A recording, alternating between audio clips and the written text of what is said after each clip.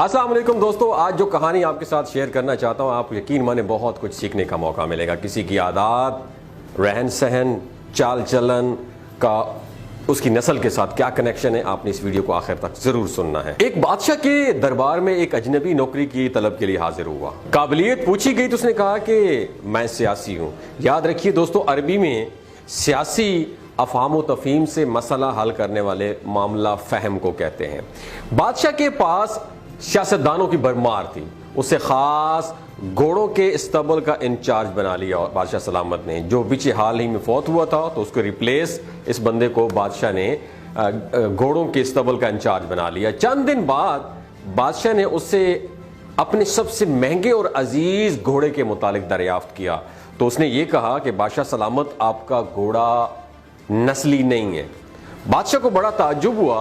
उसने जंगत से साइज को बुलाकर दरियाफ्त किया तो उसने बताया कि घोड़ा नस्ली है, लेकिन इसकी पैदाइश पर उसकी मां मर गई थी और ये एक गाय का दूध पीकर उसके साथ पला बड़ा है। तो मसूल को बुलाया गया, उससे पूछा कि तुम्हें कैसे पता चला कि ये असली नस्ली घोड़ा नहीं है? तो उसने कहा, बादशाह सलामत, जब ये घास खाता है तो गाय की तरह सर नीचे करके, जबकि नस्ली घोड़ा घास मुंह में लेकर सर उठा लेता है। बादशाह उसकी फहम फरासत से बहुत ज्यादा इंस्पायर्ड हुआ।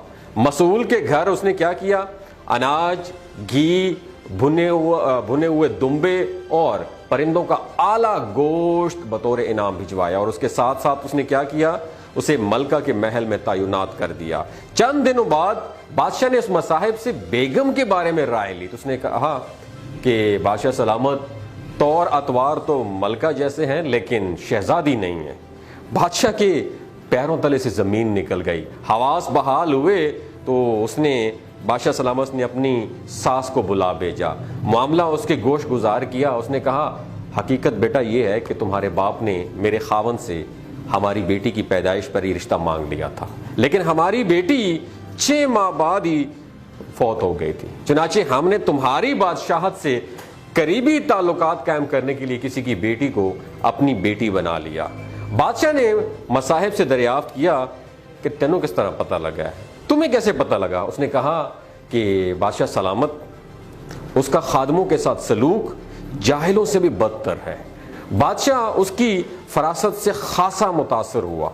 बहुत सारा अनाज, भेड़ बकरियां बतौर इनाम दी और साथ ही उसे अपने दरबार में मुतय्यन भी कर दिया। कुछ वक्त गुजरा, उसको दोबारा बुलाया और उसने बादशाह सलामत ने अपने बारे में दरियाफ्त किया।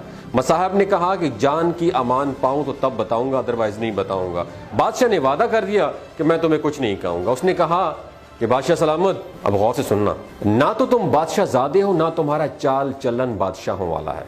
अब ये सुनते ही बादशाह को ताव आया, मगर जान की अमान दे चुका था। सीधा वालिदा के महल पहुंचा। वालिदा ने कहा, पुत्र ये सच है, तुम एक चरवाहे के बेटे हो, हमारी औलाद नहीं थी तो तुम्हें हमने लेकर पाला था। तो बादशाह ने मसाहिब को बुलाया और पूछा कि यार बताओ, तुम्हें कैसे इल्म हुआ?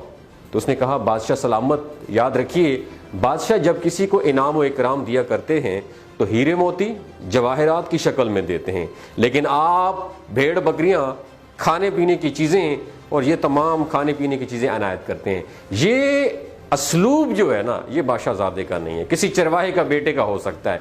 दोस्तों, ये कहानी आप लोगों के साथ शेयर करने का बुनियादी मकसद ये होता है कि किसी भी इंसान को किसी मसनद पे, किसी रुतबे पे आप बैठा दें तो आदतें कहीं न कहीं उसकी नस्लों का तारुफ ज़रूर कर देती हैं। आदतें नस्लों का पता देती हैं। आदात, इखलाक और तर्ज अमल खून और नस्ल दोनों की पहचान करा देते हैं। अगर आपका भी किसी इंसान से वास्ता पड़ा है जिसको देख के आप बहुत इंस्पायर हुए, लेकिन बाद में पता चला है कि उसकी चंद आदात ने उसका तारुफ करा दिया है, तो जी कमेंट सेक्शन में अपना एक्सपीरियंस ज़रूर शेयर कीजिए। और आपने इस कहानी से क्या सीखा, ये भी शेयर कीजिएगा और अपना और अपने साथ जुड़े रिश्तों का ख्याल रखिएगा। अल्लाह हाफिज़।